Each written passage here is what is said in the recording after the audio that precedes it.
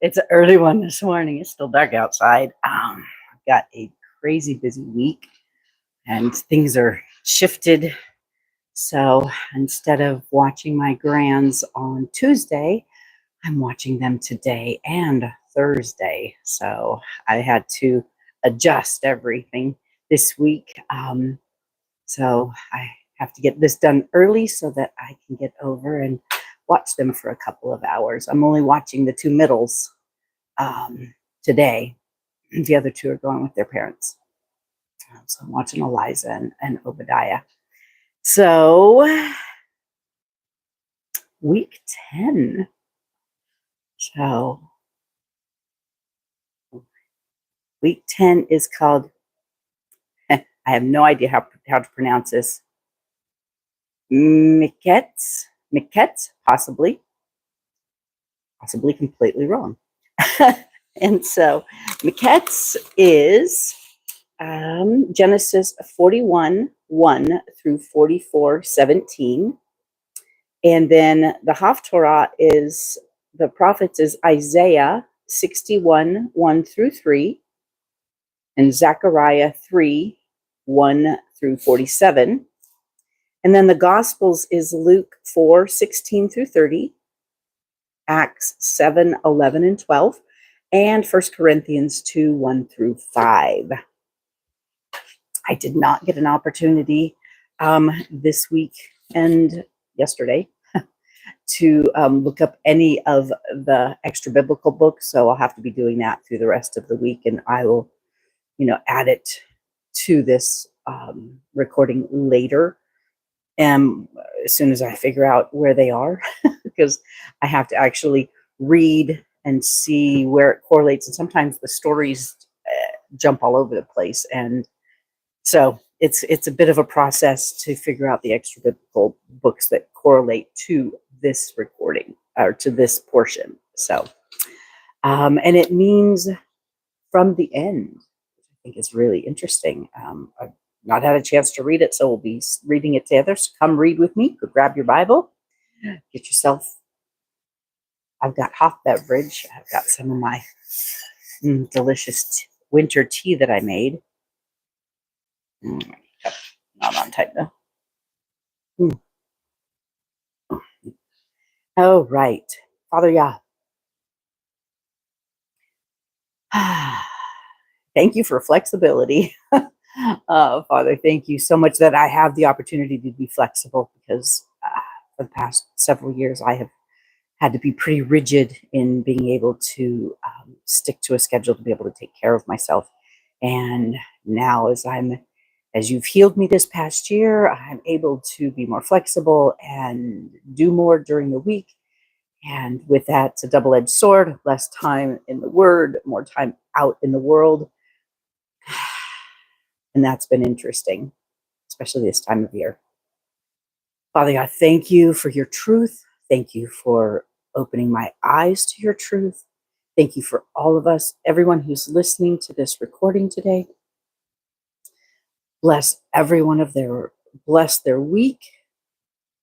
This is an interesting week for us to be in, to be able to keep focused on you and out of the worldly traditions. And we just are so, so thankful to be walking in covenant with you. Open our eyes to your truths. Help us to uncover buried treasure in your word. And thank you for giving your word as a beautiful treasure hunt for us, that we can seek out your nature and your character to learn more about you, to walk with you for eternity. In your Son, Yeshua's mighty name. Amen.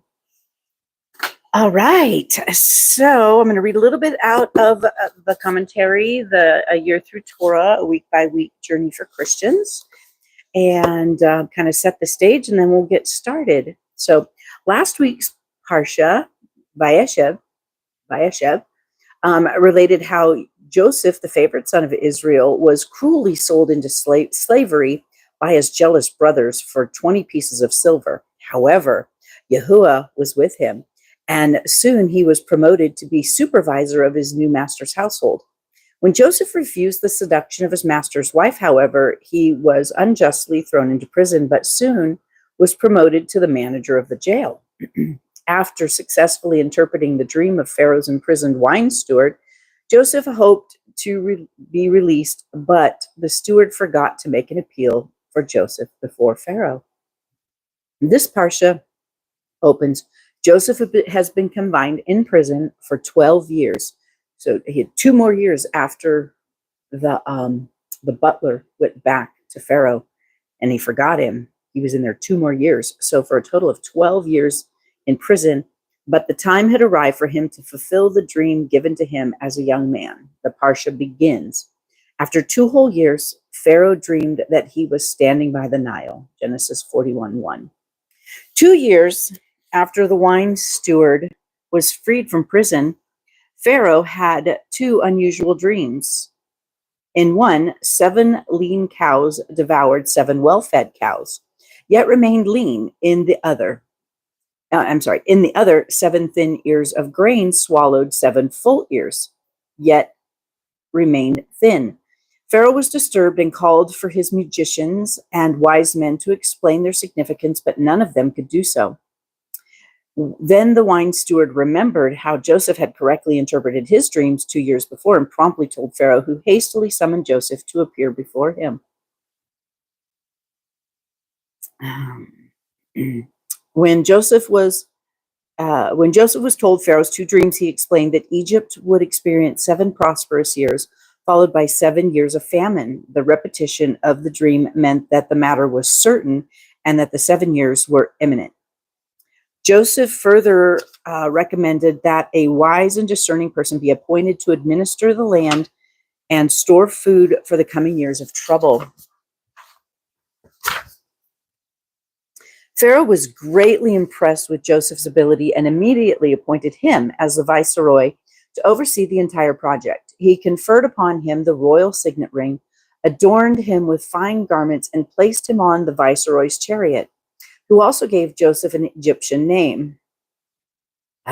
This one's interesting. Sophnat Panache. Decipherer of secrets is what it means. And the daughter of an Egyptian priest named Asnath as his wife, who later bore him 2 sons, Manasseh, forgetting, and Ephraim, fruitfulness.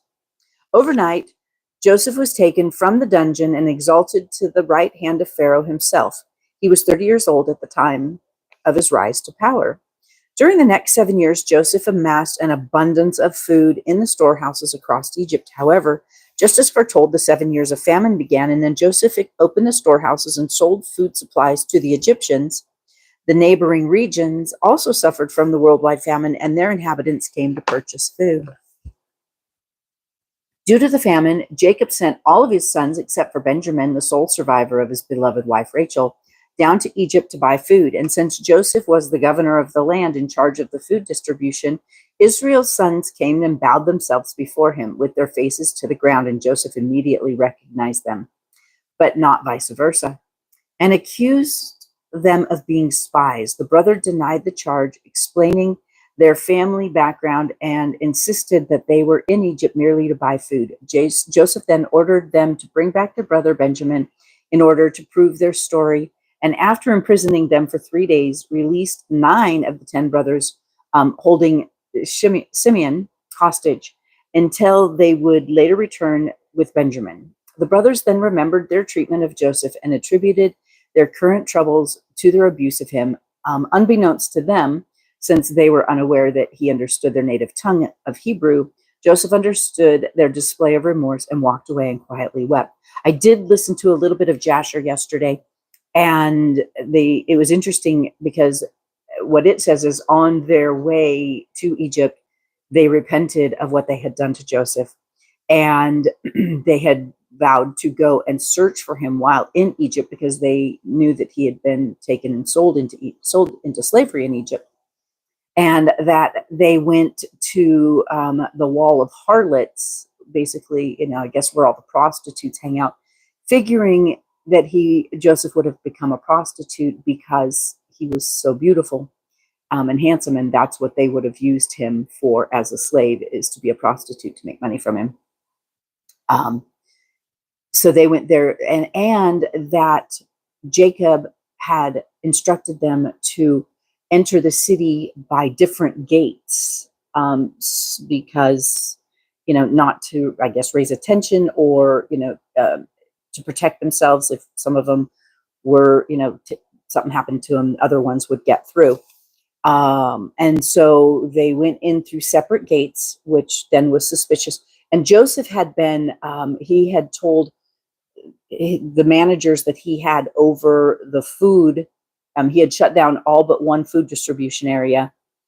And he had told the managers over that to look for these men. And he had made a decree that everyone coming to buy food had to give, that one, they couldn't send their servants or slaves to come get the food. They had to send their own sons or themselves. And they had to basically register. They had to give them their name and the name of their father. So that, because he knew that his brothers would be coming because of the famine in all the land. And so when his brothers came in different gates, and then spent 3 days searching for him at the wall of harlots, and that's where they were found, because he also sent search people out to find them.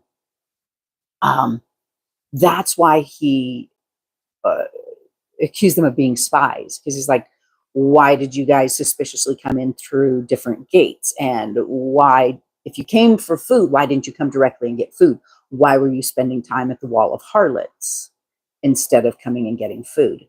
And then they explained, that they had sold their brother, or, that their brother had been sold, and they were repentant. And this is why he went and wept, because he saw that his brothers were finally repentant. And, that his dreams were coming true. They were bowing before him. So anyway, when their supply, when their supply of grain ran out, Reuben first appealed to Jacob to bear responsibility for Benjamin, but he was rebuffed, doubtlessly because of his previous incestuous union with Bilhah, Rachel's handmaiden and the mother of Dan and Naphtali. The story behind that was really interesting, that the whole reason that Reuben went and slept with Bilhah was so no more descendants would come basically from Rachel's line, because Bilhah was Rachel's handmaiden. And so that no more descendants would come through Rachel's line, but any more descendants that they had would all come through Leah's line, because Leah's his mother, and he wants, more honor for his mom. Because he knew once he slept with Bilhah that Jacob would never go back in to sleep with her, because she'd been defiled. Okay.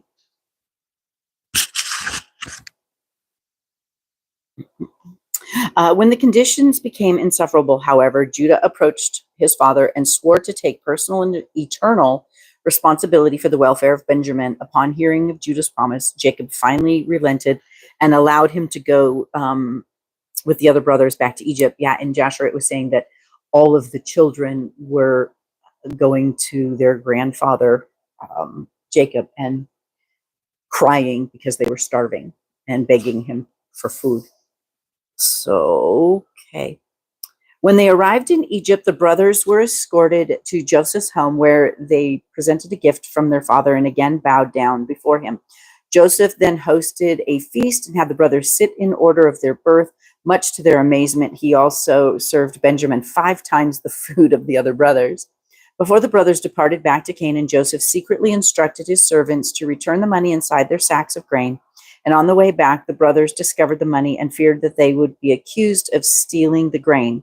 When they arrived home, they told the entire ordeal to Jacob, who despised Simeon's hostage status, flatly refused to let Benjamin make the return trip to Egypt with them. And the morning after the feast, as his brothers were getting ready to return to Canaan, Joseph devised a final test for his brothers by ordering his servants once again to fill their sacks with their money, and also placed Joseph's silver divination goblet, which I find very interesting, that Joseph would have a divination goblet. Because that's divination and sorcery. That doesn't compute in my brain because he's a man of Yah. But anyway, into goblet, into Benjamin's sack. After the brothers left for Canaan, they were soon overtaken and confronted by Joseph's steward, who, following Joseph's script, accused them of stealing the goblet. And they again protested their innocence and agreed to be searched, but the planted goblet was found in Benjamin's sack. And the brothers then rent their clothes. They tore their tunics, their clothes, in grief and confessed their guilt before Yahuwah. And the parsha ends with Judah offered himself and his brothers to be slaves in the place of Benjamin, but Joseph refused and insisted that only Benjamin would be made a slave for the crime. So let's get started. Genesis, Bereshit. I'm sorry here. Miketz.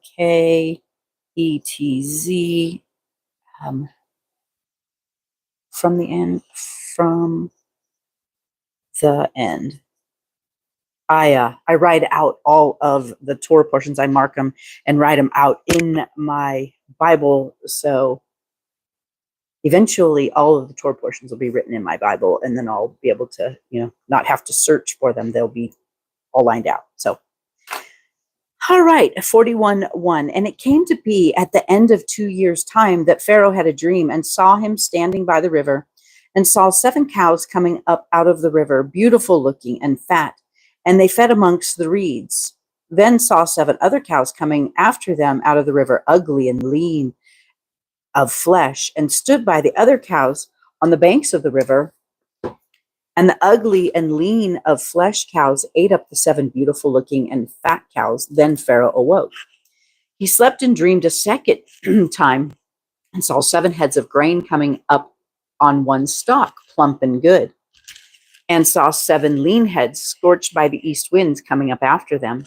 And the 7 lean heads swallowed the 7 plump and complete heads.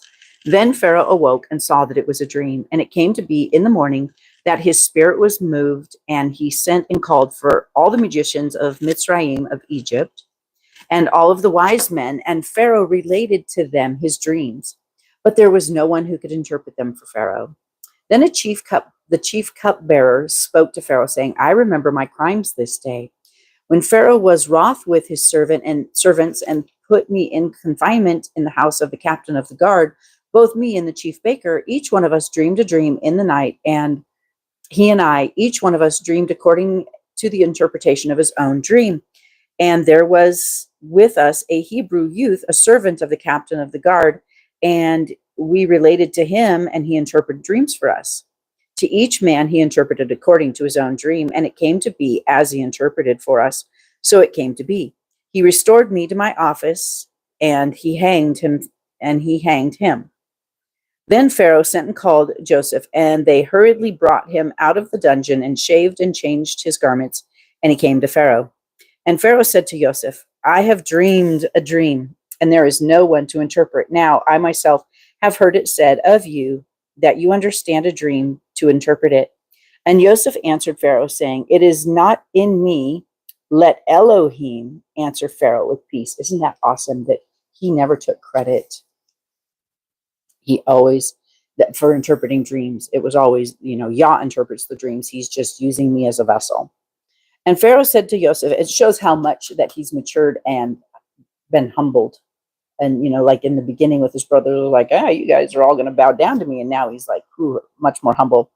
And Pharaoh said to Joseph, see, in my dream, I stood on the bank of the river and saw 7 cows coming up out of the river, beautiful looking and fat, and they fed amongst the reeds. And then I saw 7 other cows coming up after them, poor and very ugly and lean of flesh, such ugliness I've never seen in all the land of Mitzrayim, Egypt.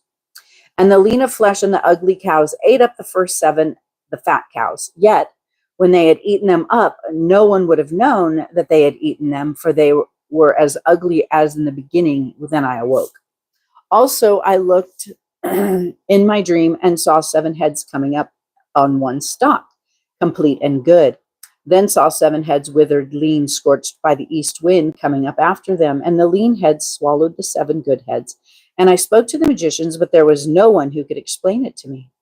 And Joseph said to Pharaoh, the dream of Pharaoh is one. Elohim has shown Pharaoh what he is about to do.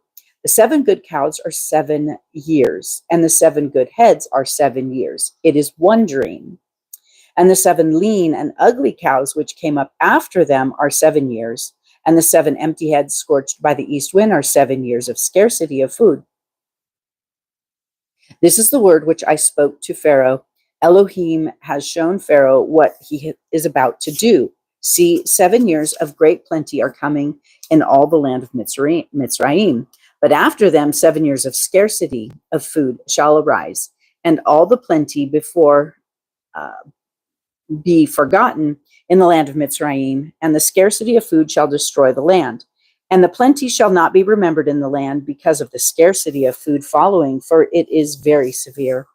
And the dream was repeated to Pharaoh twice, because the word is established by Elohim, and Elohim is hastening to do it. And now let Pharaoh look for discerning and wise men, and set over the land of Mitzrayim. Let Pharaoh do this, and let him appoint overseers over the land to take up 1/5 of the land of Mitzrayim in the 7 years of plenty. And let them gather all the food of those good years that are coming, and store up the grain under the hand of Pharaoh, and let them keep food in the cities.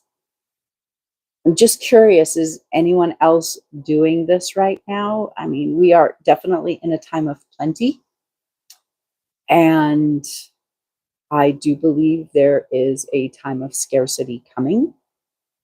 Is anyone else storing up for the time of scarcity, both physically with food and then spiritually with the word? Something the Father showed me or told me probably about 4 or 5 years ago. He basically said, be like the wise virgins and get oil and get full and be prepared and be ready.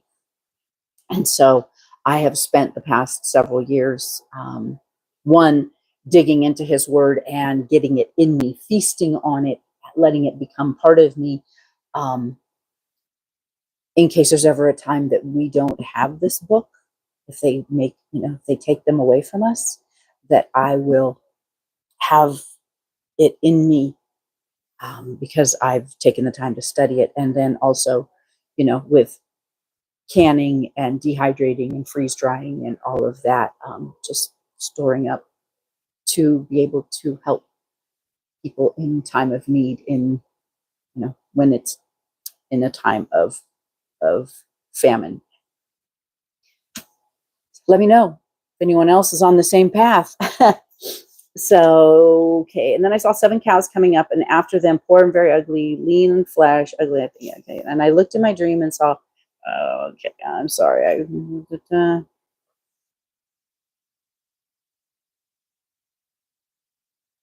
Okay. And let them gather all the food of those good years that are coming, and store up grain under the hand of Pharaoh, and let them keep food in the cities.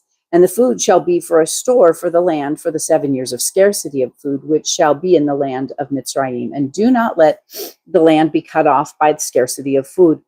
And the word was good in the eyes of Pharaoh and in the eyes of all of his servants. And Pharaoh said to his servants, could we find another like him, a man in whom the spirit of Elohim is the spirit of Elohim? Then Pharaoh said to Joseph, since Elohim has shown you all of this, there is no one as discerning and as wise as you. Be over my house, you yourself, and at your mouth all of the people shall kiss. Only in the throne am I greater than you. And Pharaoh said to Joseph, see, I have set you over the land of Mitzrayim. And Pharaoh took his seal ring off of his hand, and he put it on Joseph's hand, and he dressed him in garments of fine linen and put a gold chain around his neck. And he had him ride in the second chariot which he had, and they cried out before him, bow the knee. And he set him over all the land of Mitzrayim. And Pharaoh said to Joseph, and Pharaoh said to Joseph, I am Pharaoh, and without a word from you, let no man lift his hand or foot in all the land of Mitzrayim. And Pharaoh called Joseph's name Zaphnath, Hania, and he gave him as a wife Asenath, the daughter of Potiphera, priest of Onan. And Joseph went out over all the land of Mitzrayim, Egypt. Now Joseph was 30 years old when he stood before Pharaoh. Interesting, 30 years old. The same time that our Savior Yeshua started his ministry. Now Joseph was 30 years old when he stood before Pharaoh, sovereign of Mitzrayim, and Joseph went out from the presence of Pharaoh and went throughout all the land of Mitzrayim. And in the 7 years of plenty, the ground brought forth generously, and he gathered all the food of the 7 years which were in the land of Mitzrayim, and laid up the food in the cities. He laid up in every city the food of the fields which surrounded them. Thus Joseph gathered very much grain, as the sand of the sea, until he ceased counting, for it was without number. And to Joseph were born 2 sons. Before the years of scarcity, sorry, my glasses keep. Hopefully they'll stay better now. Thus Joseph gathered very much grain, the sand, and to Joseph were born 2 sons before the years of scarcity of food came, whom Asenath, the daughter of Potiphera, priest of Onan, bore to him. And Joseph called the name of the firstborn Manasseh, for Elohim has made me forget all of my toil and all of my father's house. And the name of the second he called Ephraim, for Elohim has caused me to be fruitful in the land of my affliction.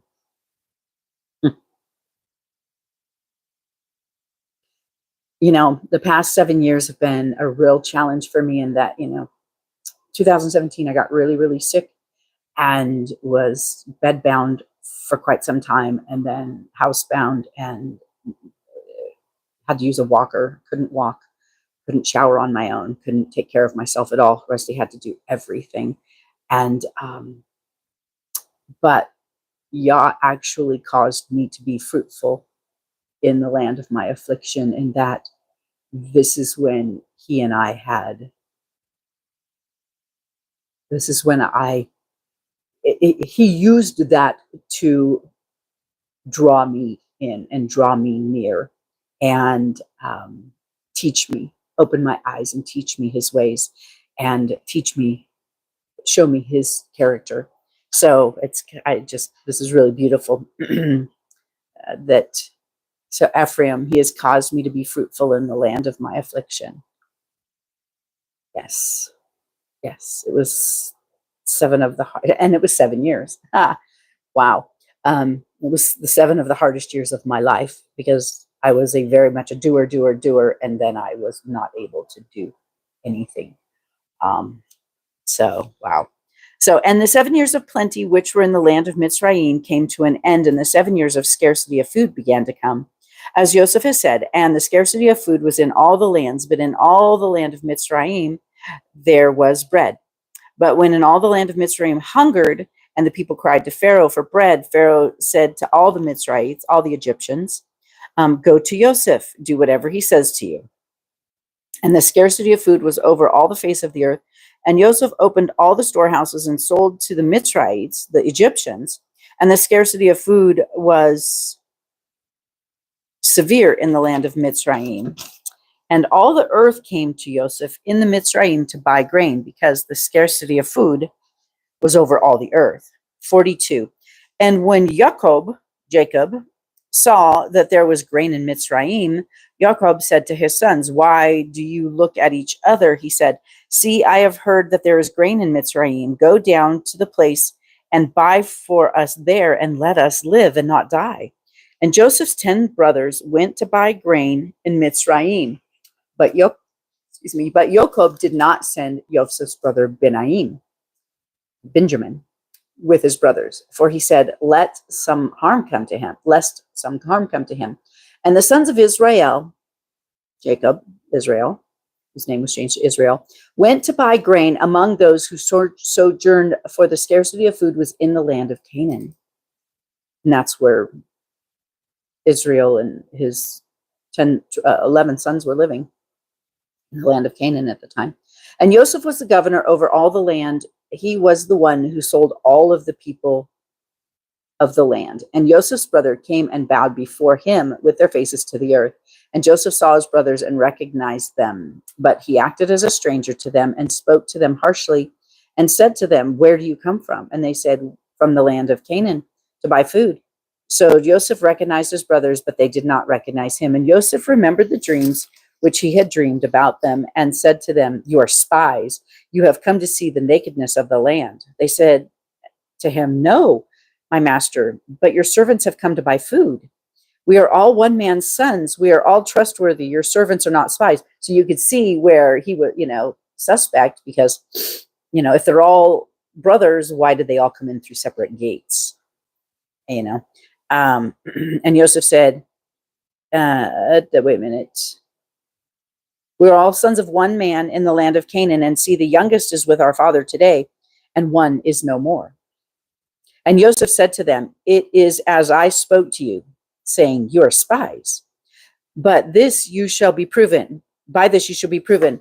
By the life of Pharaoh, you do not leave this place unless your youngest brother comes here. Send one of you, and let them bring your brother while you are kept in prison. So let the words be proven to see whether there is truth in you, or else by the life of Pharaoh, you are spies."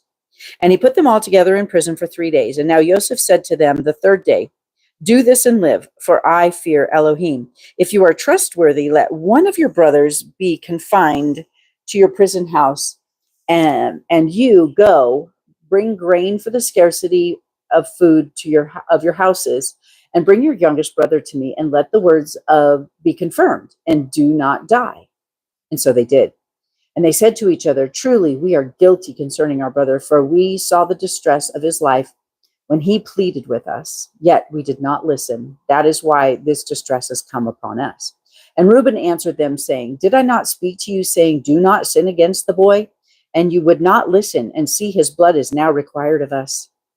And they did not know that Joseph understood them, for he spoke to them through an interpreter.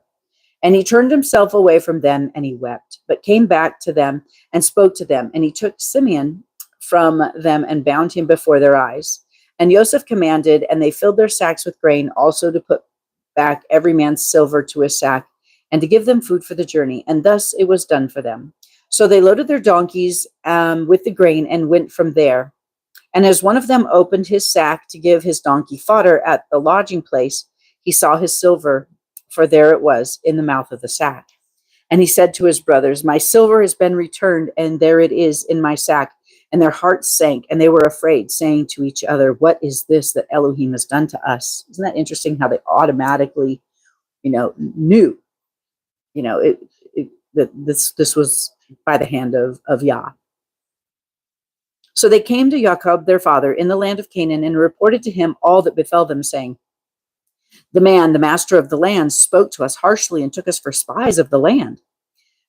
But we said to him, "We are trustworthy. We are not spies. We are 12 brothers, sons of our father. One is no more, and the youngest today is with our father in the land of Canaan." And the man, the master of the land, said to us, "By this I know that you are trustworthy. Leave one of your brothers here with me, and take food for the scarcity of food of your household, and go, and bring your youngest brother to me. Then I know that you are not spies, but that you are trustworthy. I give your brother to you, and you move about in the land." And it came to be, as they emptied their sacks, that look, a bundle of each man's silver was in the sack. And when they and their father saw the bundles of silver, they were afraid. And Jacob, their father, Jacob, said to them, "You have bereaved me. Joseph is no more, and Simeon is no more, and you would take Benjamin? All this is against me." So Reuben spoke to his father, saying, "Take the lives of my 2 sons if I do not bring him back to you. Put him in my hands, and I myself bring him back to you." But he said, "My son is not going down with you, for his brother is dead, and he is left alone. If any harm should come to him along the way in which you go, then that would bring down my gray hairs to the sorrow of Sheol." I just realized, the reason he's preserving Benjamin is because he knows the promise. And he knows that the promise or maybe he knows that the promise is through, him and Rachel's seed.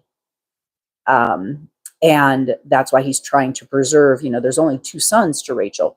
One he feels is dead, and the other one is the one that's remaining, and he has to preserve his life because that's the promises are going to come through his seed.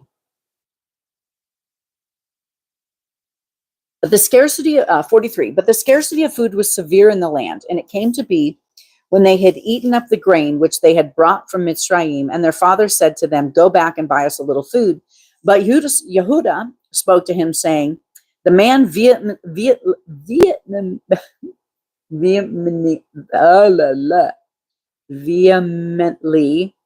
warned us, saying, you do not see my face unless your brother is with you. If you let our brother go with us, we go down and buy you food. But if you do not let him go, we do not go down, because the man said to us, you do not see my face unless your brother is with you. And Israel said, why do you do this evil to me, to inform the man that you still had another brother? I found it interesting for the past, the last portion and this portion. Sometimes he's referred to as Jacob, and other times he's referred to as Israel. And we kind of drew a correlation that when he's referred to as Jacob, he's kind of operating in the flesh. And when he is referred to as Israel, he's operating in the spirit. So let's kind of flesh that out and see if that's the fact here as we read this. And Israel said, why did you do this evil to me? Inform me, the man, that you still had another brother. And they said, the man kept asking about us and our relatives, saying, is your father still alive? Have you another brother? And we informed him according to these words. How could we know that he would say, bring your brother down? And Yehuda said to Israel, his father, send the boy with me, and let us arise and go and live and not die, both we and you, and also our little ones. I myself shall stand guarantee for him. From my hand, you are to require him. If I do not bring him back to you and set him before you, then let me bear the blame forever. For if we had not delayed, truly by now we could have returned with a second time. And their father Israel said to them, if so, then do this. Take some of the best fruit of the land in your vessels and bring a present down for the man, a little balm and a little honey, spices and myrrh, nuts and almonds. And take double silver in your hand, and take back in your hand the silver that was returned in the mouth of your sacks. It could have been a mistake. And take your brother, arise and go back to the man. And El Shaddai give to you compassion before the man, so that he shall release your other brother and Benjamin. And if I am bereaved, I am bereaved. And the man took that present and Benjamin, and they took double the amount of silver in their hand, and arose and went down to Mitzrayim and stood before Joseph.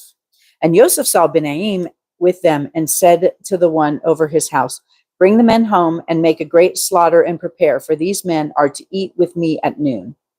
And the men did as Joseph said, and the men brought the men to Joseph's house. And the men were afraid. In Jasher, it said that Joseph's house, it took him a couple of years to build it, and it was a beautiful palace, silver and gold, and it was, quite stunning, quite the palace. So, you figure they have no idea it's Joseph, because in their mind, he was sold as a slave. They would never imagine him being in a palace. And the men were afraid, because they were brought into Joseph's house. And they said, is it because of the silver which was put back in our sacks the first time that we are brought in, to throw himself upon us and fall upon us and take us as slaves, our donkeys too? So they came near to the man over the house of Joseph, and spoke to him at the door of the house, and said, oh, my master, we indeed came down the first time to buy food, but it came to be when we came to the lodging place that we opened the sacks and saw each man's silver in the mouth of his sack, our silver in its weight, and we have brought it back in our hand. And we have brought down other silver in our hands to buy food. We do not know who put the silver in our sacks. But he said, peace be with you. Do not be afraid. Your Elohim and the Elohim of your father has given you treasure in your sacks. How cool. Your silver had come to me. And he brought Simeon out to them. In Jasher, it was saying that, when Simeon came out, he's like, hey, this guy actually was really cool to me. He didn't put me in chains. Like when you saw him take me away in chains, he had released me and allowed me to walk about freely, not in chains, and that he treated me well. So that was interesting.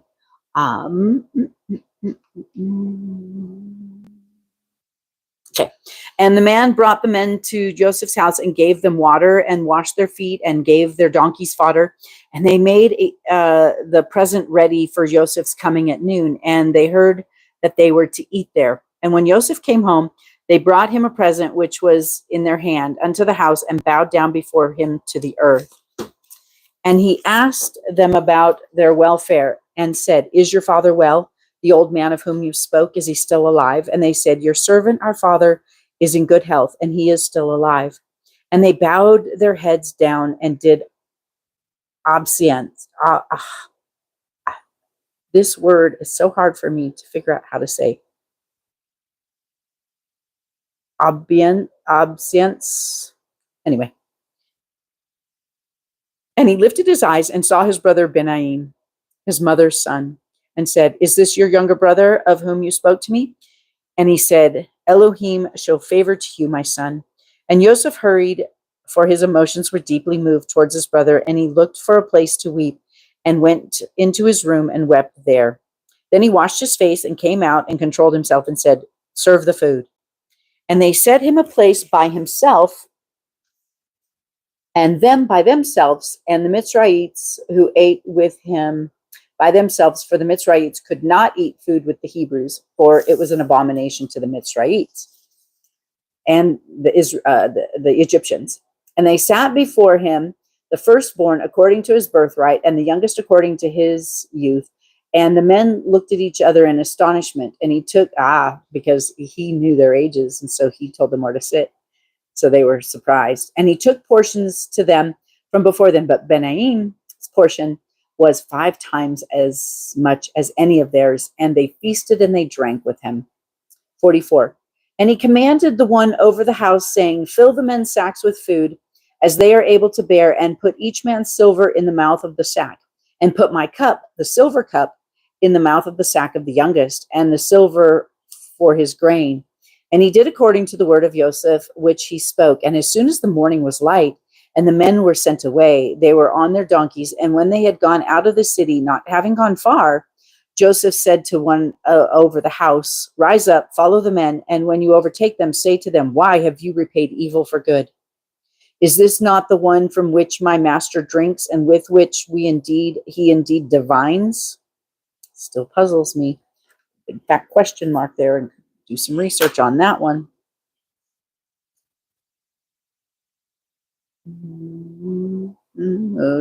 Sorry, lost my space.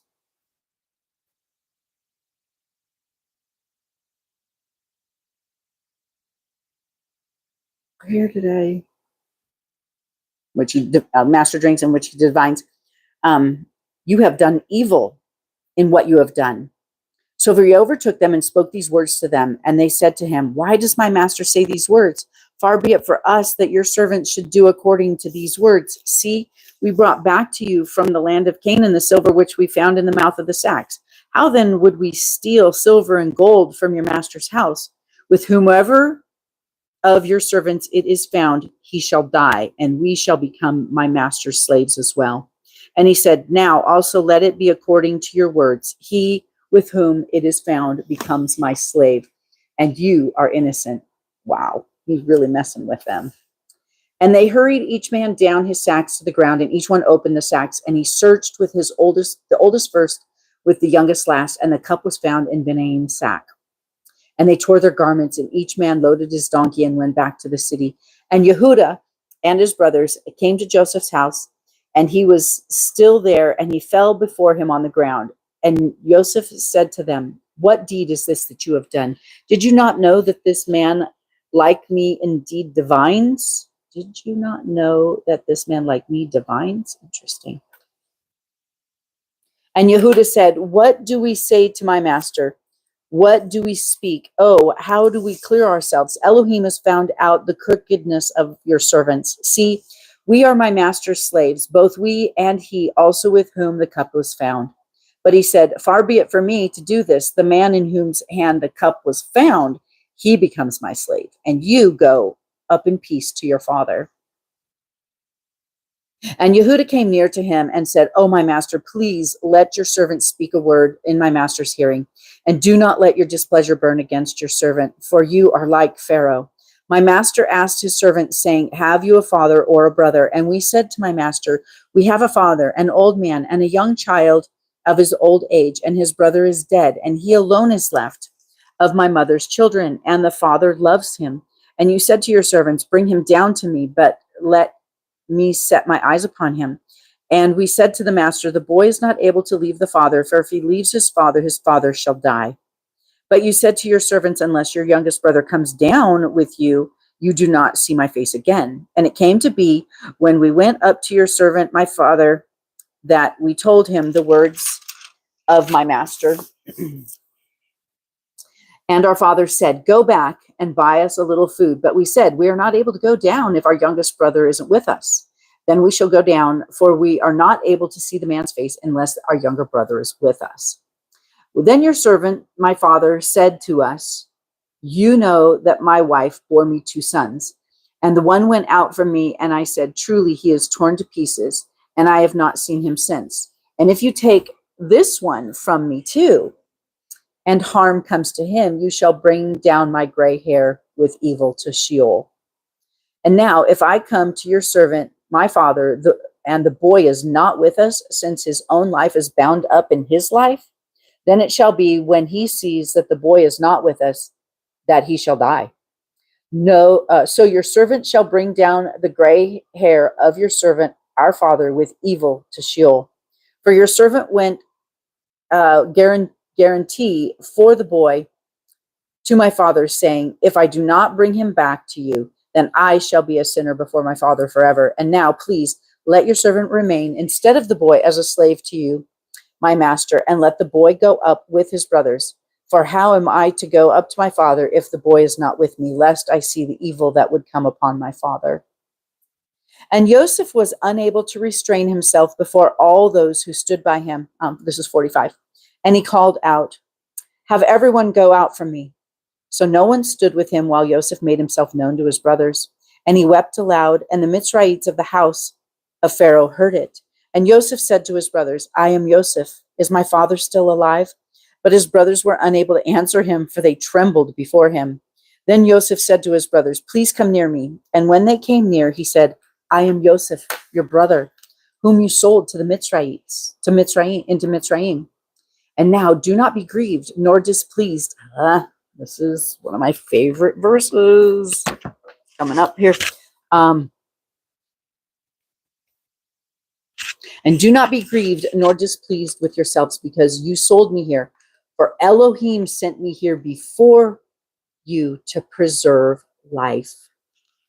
And that, all of the Torah, that's all of the first 5 books of the Bible, the instructions, the instruction manual is all about preservation of life and all the things that Yah does to preserve life. For 2 years now, the scarcity of food has been in the land, and there's still 5 years in which there's neither plowing nor harvesting. And the Elohim sent me before you to preserve for you a remnant in the earth and to give life to you by a great escape. Isn't that awesome? So then, you did not send me here, but Elohim. So he's completely forgiven his brothers, completely let it go. Yah has shown him that he suffered these things for good. What the enemy meant for harm, Yahuwah turns out for good. So then, you did not send me here, but Elohim, and he has set me for a father to Pharaoh, and master of all his house, and a ruler throughout all the lands of Mitzrayim. Hurry, go up to my father and say to him, thus says your son Joseph, Elohim has made me a master of all Mitzrayim. Come down to me and do not delay. And you shall dwell in the land of Goshen and be near to me, and you and your children and your children's children and your flocks and your herds and all that you have. And I shall provide for you there, lest you and your household and all of you have come to poverty, because 5 years of scarcity of food is still to come. And look, your eyes and the eyes of my brother Benaim see that it is my mouth that speaks to you. And you shall inform my father of all my esteem in Mitzrayim and all that you have seen. And you shall hurry and bring my father down here. And he fell on his brother Benaim's neck and wept. And Benaim wept on his neck. And he kissed all of his brothers and wept over them. And after his brothers spoke with him, and the report of it was heard by the house of Pharaoh, saying, the brothers of Joseph have come. And it was good in the eyes of Pharaoh and in the eyes of his servants. And Pharaoh said to Joseph, say to your brothers, do this, load your beasts and go and enter the land of Canaan, and take your father and your households and come to me, and I give to you the best of the land of Mitzrayim, and you eat the fat of the lamb. And you have been commanded to do this. Take wagons out of the land of Mitzrayim for your little ones and your wives, and you shall bring your father to come. So it's so cool. I mean, even Pharaoh sent wagons and everything to bring everything back. And do not be concerned about your goods, for the best of all the land of Mitzrayim is yours. And the sons of Israel did so. And Joseph gave to them wagons according to the mouth of Pharaoh, and he gave them food for the journey, and he gave them all to them, to each man changes of garments. But to Benaim he gave 300 pieces of silver and 5 changes of garments. And he sent to his brother 10 donkeys loaded with the best of Mitzrayim, and 10 female donkeys loaded with grain and bread and food for his father for the journey. So he sent his brothers away, and they left, and they said to them, do not quarrel along the way. And they went up out of Mitzrayim and came to the land of Canaan, to Jacob their father, Jacob. And they told him, saying, Joseph is still alive, and he is the governor over all the land of Mitzrayim. And Jacob's heart ceased, for he did not believe them. But when they spoke of him all the words that Joseph had spoken to them, and when he saw the wagons which Joseph had sent to transport them, the spirit of Jacob, their father, revived. And Israel said, isn't that interesting? Jacob and then Israel. Enough, my son Joseph is still alive. Let me go and see him before I die. 46. And Israel set out with all of he had and came to Bathsheba, and he slaughtered slaughterings to Elohim of his father Isaac. And Elohim spoke to Israel in the visions of the night and said, Jacob. Isn't it interesting? Elohim changed his name to Israel, but now he's calling him Jacob. And he said, here I am. And he said, I am the Elohim of your father. Do not be afraid to go down into Mitzrayim, for I shall make you there a great nation. I myself am going down with you to Mitzrayim, and I myself shall certainly bring you up again. And let Joseph put his hand on your eyes. And Jacob rose up from Beersheba, and the sons of Israel brought their father Jacob to their little ones and their wives and their wagons, which Pharaoh had sent to transport him. And they took their livestock and their properties, which they had acquired in the land of Canaan, and came to Mitzrayim. And Jacob, and all his seed with him, his sons and his sons and his sons' sons, his daughters and his sons' daughters, and all of his seed he brought with him to Mitzrayim. And these were the names of the children of Israel, Jacob and his sons who came to Mitzrayim. Reuben was Jacob's firstborn, and the sons of Reuben, Hanak, and Palu, and Herzon, and Carmi. And the sons of Shimeon, Yamuel, Yarin, Ohad, Yakin, Tahar, Shaul, son of a Canaanite woman. And the sons of Levi, Gershon, Kehath, and Merari. These guys are going to come in down the road. Gershon, Kehath, and Merari as priests when we get into, I think, Leviticus. Or maybe Exodus. In the sons of Yehuda, and Onan, and Shelah, and Peretz, and Zerah. And Peretz is the one for the line of Yeshua. Remember, and Onan were killed, and then Tamar had Peretz and Zerah. But Ur and Onan died in the land of Canaan, and the sons of Peretz and Herzon, and the sons of Peretz were Herzon and Hamuel. And the sons of Issachar, Tola and Pua and Yab and Shimron. And the sons of Zebulun, Sered and Elon, and Yahalel. And these were the sons of Leah, whom she bore to Jacob in Padam Aram with his daughter Dinah. All the beings, his sons and his daughters, were 33. Interesting. Dinah is still alive. In one of the extra books that it said that Dinah died on the day that they heard that Joseph had been mauled. So that's an interesting thing there. I'm going to put a question mark and check on that later. All the beings, his sons and his daughters, were 33. And the sons of Gad, Phion and Haggai, Shuni and Etzbon, Eri and Eridai and Erli. And the sons of Asher, Yimnah, Yishwa and Yishwi, and Berai, and Sarah, their sister, and the sons of Beriah. Goodness, where does it go to? Didn't mark it. 44:17. Oh, I am way past. No wonder I went long. I didn't mark it. 44:17 should have been the end of this. I do apologize. I went long on this. I'm not going to have time to do the Haftarah, so I'm going to just call it there. You'll hear a bunch of this again tomorrow, next week, because that'll be week 11. And let's pray, and I got to get moving, get on the road. So, Father God, thank you so much for this time. Thank you for everyone who listens to this recording. Bless them, open their eyes to the treasures written in your word. Give them a deep passion, a hunger and thirst to dig into your word and open our eyes to all of the areas where we displease you and help us to repent of those things, and so that we can walk in covenant with you. In Yahushua's mighty name, amen. All right, be blessed. Thank you for joining me, and I'll see you again next week, next Monday, Yah willing. Bye.